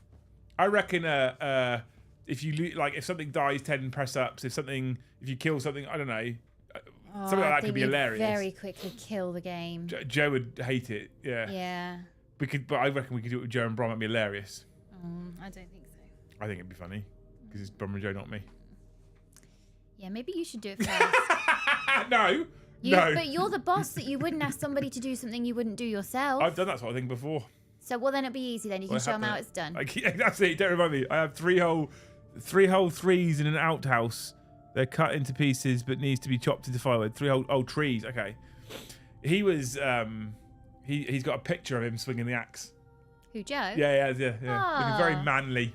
I'd be really scared to chop wood. Why? Because it looks like you could really hurt yourself if you're a bit of an amateur. Because I'm sure there's a certain way to do it. I bet there's a certain way you have to chop the wood at a certain angle so it doesn't fly off and smack you in the face. New missing rules. Keep talking, Luce. No, that was it. I was done. I bet there's technique as well to swinging an axe. Oh, there is definitely 100% there's technique. I'd probably pull something in my back. I mean, I fucked my neck recently. Doing right, chat. what? to try and keep it on topic a little bit, I've just started a new poll. New mission rules. Do you think they look good or not? Just want to see what people think. There's still 235 people watching right now. Only 157 likes out of 235 people watching. Liking is free. Liking is free. It's free. If you just click like. No, I was closing your poll. Did you vote? Yes. Are you lying? Yes. We are also a mere 17 members away from a free Lictor t-shirt with 15 minutes to go if someone wants a free t-shirt. And I say someone, I mean someone picked at random who is a member who is in chat. There we go. Just hang on. Excuse me, sorry. Just 17 away. Oh, I knew that was coming. Right. But like I said, only 172 likes. Now it's gone up a little bit. We can get to 200 likes, I reckon, can't we? I just clicked it. Good man. I say yes. Still fear staleness. I mean, yeah. I think it looks much better. I'm with you, Star. And that's why we're going to bring in narrative aspect. We're going to bring in silly games. We're going to let, hopefully, people in the community come up with rule sets for us. Probably start with aces. If we get none, drop down to Thane. If we get none, maybe drop down to Huskal and see how it goes. And talking of Huskals, Lee Powell became a Huskal tier member all by himself. All by himself. Much better than my version. Much better. He's gonna be. Oh, he's not going to be all by himself. He became a member all by himself. He didn't decide to freeload it on one of these gifteds. He got himself a member and decided to join the channel. What a legend. I'm Holy, then gifted one. You're amazing. You're a hero. Thank you so much. How do I say that? Heal yourself. Found your channel the other day. Y'all are awesome. Thanks so much, dude. Y'all. Whenever someone writes something like that, thank you, by the way. You're amazing. Someone get that man a member because he thinks we're awesome. So we think he's awesome. When someone types something like that on a super chat, right? By the way, people, next Liam and Joe show, which will probably be next Tuesday because we're not doing one tomorrow because Vince is in from Pleasant Kenobi. I've said that a few times. If you could type your super chat in an American kind of way, Ooh. right? Because the second Joe sees it, he puts on the world's shittest American accent. He can't help himself. He can't help it. And he goes into this like weird, like Cletus voice breaking American. Honestly, it's fucking brilliant. It's amazing. It's so good.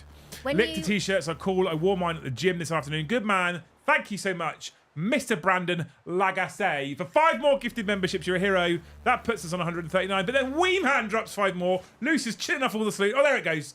Good. Thank you, Weeman, for 5 more. That's 144. 144. What a bunch of legends. Thank you so much. You're amazing people. Happy to withhold gifted to punish the freeloaders. No, Sean. No, please don't do that. I'll Was shit told myself. your brain stops you eating too much fat, butter, or sugar cube. But if you mix them, your brain won't tell you to stop. Hence why cheesecake is a problem. That's why I find keto good. Cheesecake is a problem. I fucking love cheesecake. I love cheesecake. Especially if it's got like a nice strawberry topping. Oof. Oof. I have noticed that though, that I do eat less if I've homemade as much as I can, because I'm seeing it and I'm touching it and I'm smelling it and all of that. Thank you so much, Yeston, for the 10, by the way, man. You're an absolute fucking legend. You're awesome. You like, hey y'all, yeah. Insert reference here. When you read a message from someone on your phone, do you read it in your mind in their voice, or is it your voice that you're reading it? I would. This is an interesting social experiment. I would say I don't read it in anyone's voice. I just read it. I hear, whenever I read a WhatsApp from Brom, I hear Brom's voice when I read the message. Oh, yeah, I'm sorry.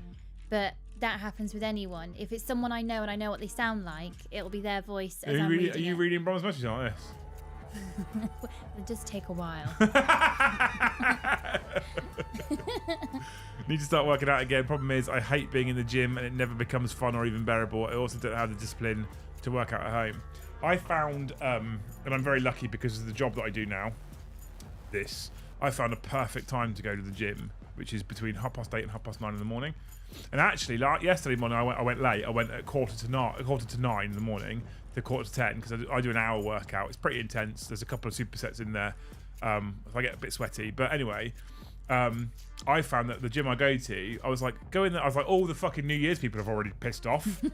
Because the first 2 weeks in January is vile in the gym. Yeah, but babe, we're halfway through May, nearly June, well, so yeah. New Year's was a long So when time I go ago. in there at I get in there about 8:30, and it's normally there's like me and the fucking cleaner in there, and one other person.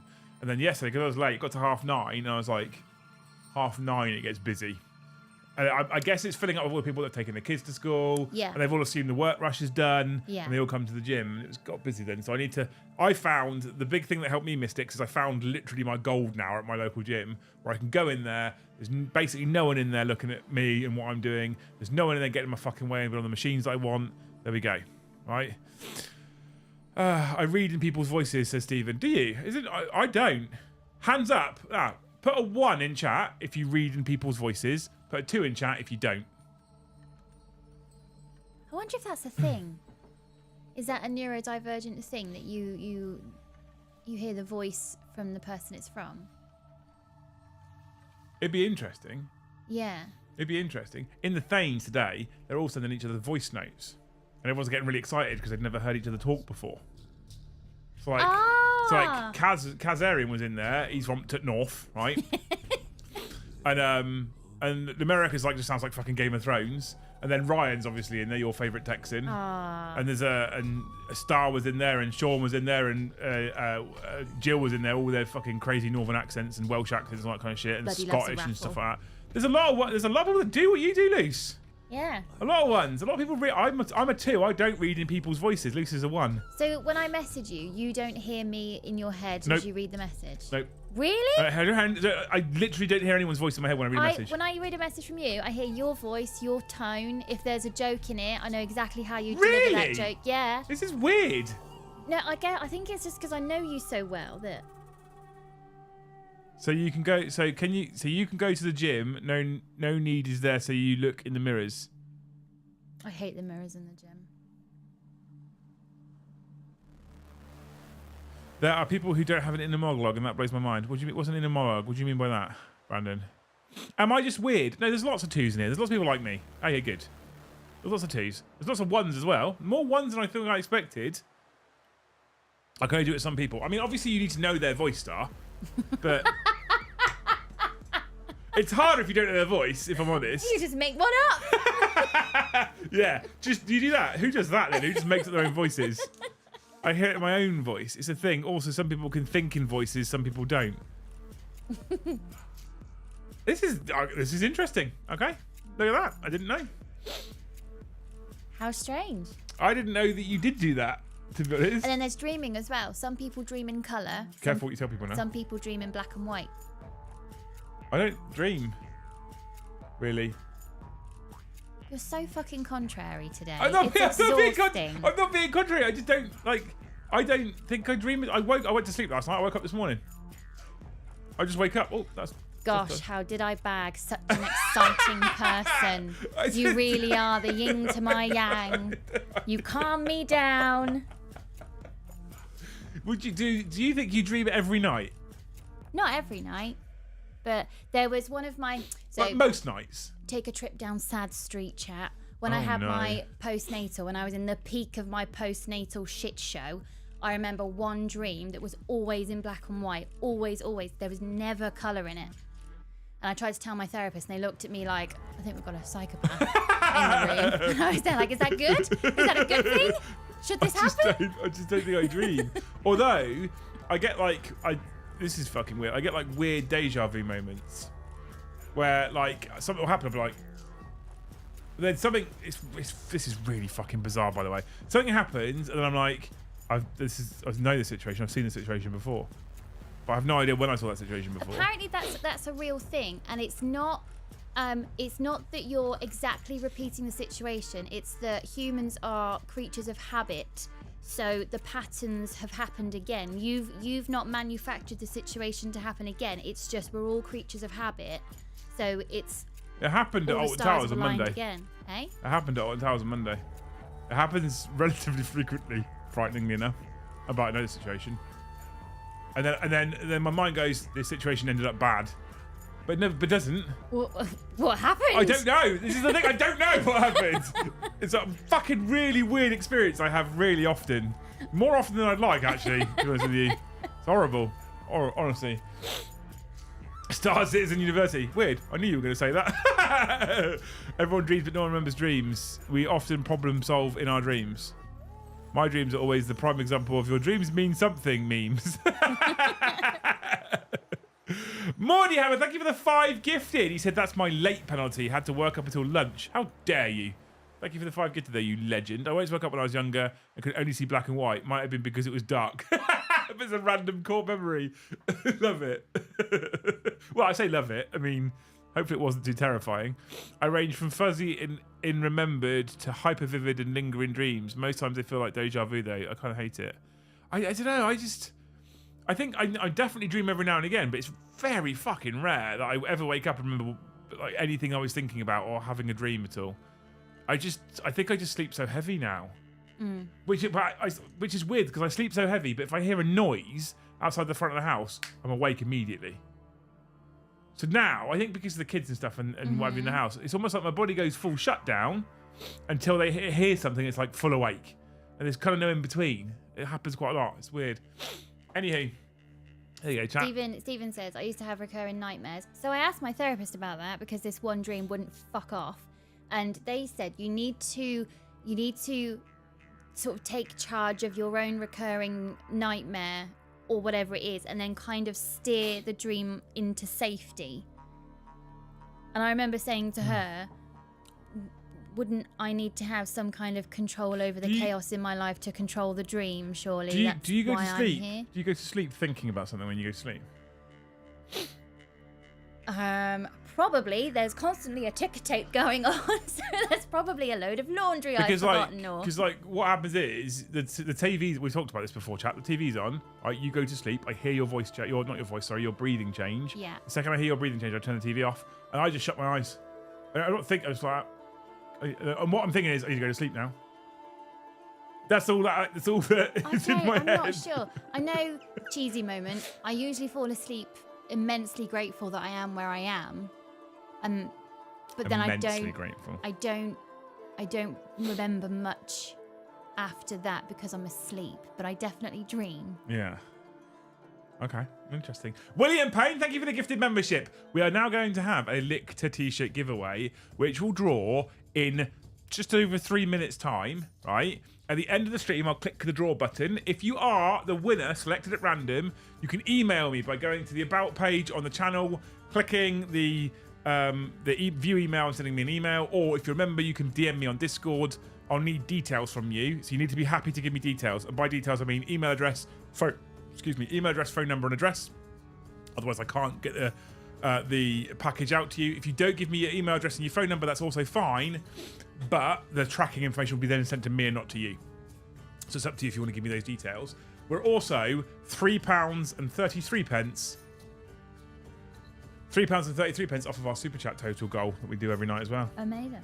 You people have smashed it. Thank you so much. Oh, I need to find a fact. If you want it, you do need to find a fact. If you do want to be in with a chance of winning, you just have to comment between now and the end of stream, right? As long as I don't end the stream 15 minutes late, you're fine. If you comment in the chat now, before the end of stream, you're in with a chance of winning. Every single person that comments, I can't exclude anybody. What I can do on my Nightbot giveaways is monumentally improve the luck of a channel member. So if you are a green name, you are 10 times more likely to be in with a chance of winning than if you are a grey name. But that does not mean a grey name can't win. A grey name absolutely can win and has won in the past. Okay? So, you stick it in chat, and maybe at least 100 of you will give us a £5 super chat as well. And then we'll probably hit our target. Maybe just. It works math-wise, doesn't it? Yeah? No. If 100 people did a £4.99 super chat, we'd probably hit our target of £100. But we're Probably. only £3 away. Don't do it! Also, chat, just for reference, the more you do £4.99 super chats, the longer I have to sit here and wait for Amy to read them out. Right? Licked and barely knew her. Oh, now you all fucking wake up, don't you? Brian did it! Yeah! He started the crazy super chat train. Let's go. Mordy Hammer, thanks for the heart, man. You're a legend. She'll obviously read all these out as well, by the way. Just $5, chat. $5 each. Nothing in it. It's a coffee nowadays, isn't it? A coffee at Starbucks like $5 nowadays. Oh. Like a large at Costa or whatever, or a large at Starbucks. I don't know. I've really struggled to go into coffee shops. You get a Starbucks price list. I'm interested actually. I've not been in a Starbucks or a Costa forever. I was thinking of grabbing a Costa today while I was waiting for the bus because one of my buses just disappeared off the timetable. But the last time I checked, a hot chocolate in Costa was £3 something, and I just thought Brewed coffee, oh no, drinks, hot tea, hot chocolate, frappuccino, blended beverages. Which one do you want to pick? Have a look at hot chocolate. Hot chocolate and other drinks. Classic hot chocolate or white hot chocolate? Which one do you like? Just a normal. Classic hot chocolate. Does it give me the price? No? Oh, it's free then. I mean, that's how it works, right? Comment for the t-shirt gods. Thank you so much, Brian. You're a fucking legend. Thanks for the fight, dude. What a hero. Is it not? Thanks for this. I mean, it wasn't a member. Did he salute super chats as well? Or is there more? There's Westy's gifted. Westy gives another. I'm Thank sorry. you. I'm trying No, fuck you. I Growing saw it. heart. Thanks for that. I'm just trying to find the fucking price Thank for coffee. you, Westy. All right. I saw it. What I'm trying to say is, I saluted. reckon a $5 super chat is equivalent to like a coffee at Starbucks nowadays. Probably. Yeah. Costa, I hardly knew her. Bucks, I don't like Monopoly money. It's too controversial. I'll take it. I'll take all your Monopoly money, Jack. I'll be honest with you. Right. Here is a little something. Smile. Love you, Jeremy. Thank you so much, man. You're a hero. Yes, Stick Monkey absolutely is a scam, by the way. I was just about to ask that anyway. No to hot chocolate, yuck. As long as it's not a mucker, we're okay. Is this a scam? Always. Thank you, chat, by the way. You're amazing. You took the £3 that we needed and threw 30 at us. You're amazing people. Thank you so much. Skippy, thank you for the gifted. Wrong hand! Oh my god. Dream on. Dream on. Right, hold on. Thanks, Evan. Thank you. Low. Our coffees. Let me have it. They don't put their prices on. No, all I wanted was a Starbucks price list. Boop boop. What the fuck was that? Thanks, Alfredo, for the boop boop. You're amazing. She is catching up, poor old Amy. Order online. Let's go for... Chugga chugga woo woo. I mean, this is some $5 well spent here, chat, for some of these, to be fair. Oh, I have to use the app. Who's that? Costa Coffees. You have their app. Make lose win. She can have a Lictor t-shirt if she wants, but she wants a different one, doesn't she? I'm going to hit the draw button, by the way, chat, because I need to do it now, because I promised you all right? Let's see who wins. See, I'm fucking bad at math, but that ain't mathin'. If I write a super for Joe written like it's from the hood, how would he read it, Liam? Amazingly. I can't do his accent, because his accent is too hard to do. You need to, honestly, Cedric, it's worth it, 100%. It's hilarious. Am I being grifted right? I'm new to this. You are, yes, Brandon. You are being grifted right. I am Chief Grifter. Exclamation mark grift. Exclamation mark grift. Phil Roy, by the way. Phil Roy is the winner. Licka licka dicka. Thanks, Bull. Phil Roy, if you're in the chat, say hello to us, please. You bought yourself a Lictor t-shirt. Lictor? Thank you so much for all the donos, you legends, by the way. Evening, Thomas, how you going? How you doing, sir? Luce can get a hardly knew them shirt to build include. Shut up, wee man. Phil Roy, I need to see your name pop up on my little giveaway window to see that you have seen that you've won. For reference, we had 90 people that were eligible to win. Over 90 people eligible to win the t-shirt that commented in chat. You're amazing. We're doing it every time. Every time we hit 150 now, we're going to give away a Lictor t-shirt. Every single time, without fail. Right? So... And then when we get the new design done, maybe we'll swap to the new t-shirt. But there you go. Phil Roy, you have won yourself a Lictor t-shirt. I tell you what we need. If we're going to do this every single time. One of my recurring nightmares as a child was being locked in a rusty old factory with the Brady Bunch. It was terrifying. It does sound terrifying. Phil Roy, see, I told you a grey name can work it. Can win it. Working and lurking, says Mr. The Phil Roy. Not even a member of the channel. And he won. But I do have memberships for the giveaway at 10 times luck. And he still won one. Just to prove that the giveaway is completely at random. Right? Completely at random. Heal yourself. Thank you for becoming a Skull tier member. All by yourself, you fucking hero. So, Mr. The Phil Roy, if you go to the channel About section on Discord, on YouTube, sorry. So if you go to the channel on the homepage, go to the About section, there's an email tab. 40k Lictor versus Resident Evil Lictor, who wins? 40k Lictor, guys, obviously. Silly question. Right, if you go to that About page, click on the email, it will ask you, so you'll have to click a button to basically show the email address. It stops bots getting hold of it, essentially. Send me an email, put Lictor t-shirt giveaway in the email description so I know it's you. I'm going to need your size, your top 3 preference colours.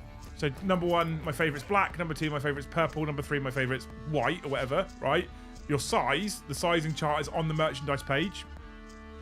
And then I'll need your address, full address including postal or zip code, your phone number, and email address. Those two are for tracking. If you don't want to give them to me, let me know, and I'll put my details in there instead, of course.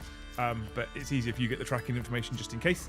Otherwise, if you don't know how to find, by the way, the size, ! merch in the chat. I'll type it in now. Click the link. Click the link to our merchandise page. You'll see the link to t-shirts. And if you have a one, but you think they look fucking cool anyway, guess what? You just buy your own if you really want to. There you go. Vision LMP says woot. I like seeing grey names I've never seen before. Yeah. Genuinely quite like it, by the way. Fresh blood. Is Philroy Luce's alt account like how Munch was? No, but you probably could gift him, Stephen, if you really wanted to, right? Quick, someone email Liam pretending they're Philroy. Please don't do that. I've been confused. Marsha. I have to thank you, Morty, for the two. I'll have to start getting people to prove to me that they're who they say they are. I don't want to do that. So, but anyway, yeah. Send me a message. Let me know. Maybe I'll have to ask you. Maybe I'll have to ask you to prove that you are who you are. Because people will do anything for a free fucking lick t-shirt, apart from gift. What's your opinion of where Dark Angels are now? I just got back into 40k after a long time, and I'm building Dark Angels my first army. I'm actually really enjoying them. They've got the core Space Marine book behind them, which is great. I think they've got a couple of cool detachments in their their supplement. I think the new model range for all the Deathwing stuff is beautiful. The Lion's beautiful. Azrael's beautiful. The Inner Circle Knights are beautiful. The Deathwing Knights are beautiful. I think they're a fun range. You can paint, obviously, Deathwing Bone and Green and Ravenwing Black if you want to. I think they're in a really nice place. Are they broken? No. Are they winning events left, right, side? No, but that's good as well. I actually think that's good because it means your army's probably going to be left alone for a bit. So everyone wants their army to be top, apart from the fact that we now realise that every single time an army's top, GW nerfs the army. You kind of don't want that, do you? Because that then means that your incredible army that you've built is then worse, or there's more points or whatever. Stephen Witham, thank you for the gifted membership. Well done. There you go. Anywho, with that done, we've done our giveaway. We've successfully drawn for a Lictor t-shirt. On Friday, we actually did 151 members. Oh. So strictly, I think I owe a second t-shirt. You do. I said on Friday I was thinking about it, but I wasn't sure if I was going to do it or not. But I feel like we should just do it now because I'm in a good mood. You smell the bread. Should we just do it now because I'm in a good mood? Yeah. Yeah? Bang. Duke Cool, if you're in there, who's a channel member this time round, you have also won. So Phil Roy and Duke Cool. Do the same thing, Duke Cool. Get in touch, right? And this is simply because on Friday, you guys also went over 150 and we didn't do the giveaway live on stream. So, you can have it now, chat. Man of the word. Driving job doesn't let me chat much, but really grateful for the entertainment and fun your channel gives out. Thank you so much, Phil Roy. You're a hero. I read a really cool article about long distance drivers that they've started to adopt cats, and now they've got cab cats. Oh. So these cats are in the cab of the lorry or whatever your driving job is, and whenever they stop at a services to use the loo, they let the cat out and the cat goes for a wee or a poo, and they have them for companionship because it's probably a quite lonely job, long distance driving. Interesting. So they have a cab cat and it comes in the house when they go home. I don't really like cats, but that's quite interesting. That sounds lovely, doesn't it? Could you do a cab dog? All right, you could. Yeah, a medium-sized dog. Maybe not something like a Saint Bernard or something. No, not a large that might dog, get in the way. But also not something little and yappy, Smidge. because if you can drop kick it, it's not a real dog. That's a fact. Imagine a cab parrot. There you go. You wouldn't need to read in other people's voices because you'd have a parrot just imagine it doing shit it on your for face or you. some fucking... Imagine trying to fly around. Yeah, so... Anyway, we did the second giveaway. Like I said, every single time we hit 150 members, we're going to do this giveaway now for a t-shirt, right? It doesn't cost us an absolute world, thankfully. But I think it's cool to get more Lictor t-shirts out there. So, Duke Cool, I haven't seen you comment yet. Hopefully you're still in chat. You have won a second Lictor t-shirt out of... Because we did 150 Friday, 150 tonight. I think it's fair, right? Beautiful. But yeah, Phil Roy, driving jobs. I get that you can't chat while you're driving. Thank you so much for hanging out anyway. If you really want to support the channel anyway, without chatting, you can also throw your member at me. And and I'll be grateful for receiving your member. Long distance drivers, what's the most unusual cab animal you've ever heard of or had yourself? What's the most unusual? A millipede? A cab millipede? Or a cab snake? 40k medic. The reason why Stick Monkeys has got an error in it, by the way, right, is because I fucked up the design, and some of the Thanes are a bit too keen. So before I can correct said fucked up design, they already put an order in, and then they hold it over me, and they go, "I've got the shirt with the error on it." And I'm like, "Well, that means it's limited edition, so sell it on eBay." Vision Imp, thank you so much for becoming a Hasir tier member. If you are a grey name, by the way, we have multiple membership levels with varying different benefits. Hasir tier gets you the basic access to Discord, and it's our lowest tier membership. And I wish it didn't exist. I wish everyone came in at Skull tier, but I also like the fact that we have that really low barrier. It's just nice because it means that people that can't afford much still get to come in and hang out in Discord. Skull tier will get you early access to our sagas in the future. Jarl tier gets you access to our monthly giveaway, free to enter. If you're picked at random, you get a combat patrol box of your choice, or Vanguard if you would play AOS. Haskell tier is some behind the scenes content, and we're going to probably be adding some more to that soon, including merchandise discounts. Thanes get their own WhatsApp community. Oh my god. And it's a WhatsApp community. They're currently asking questions of our guests tomorrow in the Thanes guest question section. And then the Aces, the Asir tier, is where Joe will come and give you a reach around and a poke at the same time. I got my bread out of the oven. Well, we're about to go now anyway because it's time for late night supper, isn't it? Mm-hmm. You people have been amazing. Oh, fact! Fuck me! Oh, I almost just signed off. How rude. We almost didn't get Luke fact. How rude. Time for a Luke fact. Your nose gets warmer when you lie. I feel like that's probably true. Hang on. Wait, hang on. Stay where you are. I don't have a thermometer. Don't touch me. Don't be touching me. No, don't you dare ask me a question. So say the fact again. Say the fact again. Your nose, your hands smell funny. Say the fact again. What do they smell of? Pokey bum wax. Say the fact again. Say the fact again. When did you last wash your hands, you cretin? Get off Last me. Wednesday. Say the fact again. Give me your nose, woman. I need a nose. Say the fact again. No.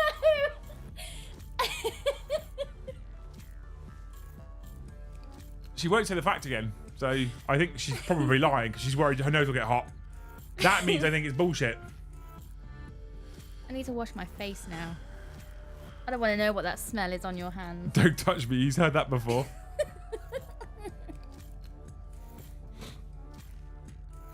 She wouldn't let me touch her nose like this whilst she told me the fact, which means I think she's lying, by the way. I think it was a lie, chat. I think it's loose fact. Anyway, you people have been absolutely fucking incredible on this Wednesday evening. Thank you so much for hanging out with us on the Warhammer show. As I said already, tomorrow at 13:30 there will not be a Liam and Joe show because Vince of Pleasant Kenobi fame is in the studio for a saga that we're going to be filming because we're trying to get one a month in for sagas, and then he'll be live tomorrow night playing his Orcs Buddy Boys against Joe, and I think he's playing the Vets of the Long War detachment from the New Chaos Space Marine Codex, so look out for that one tomorrow.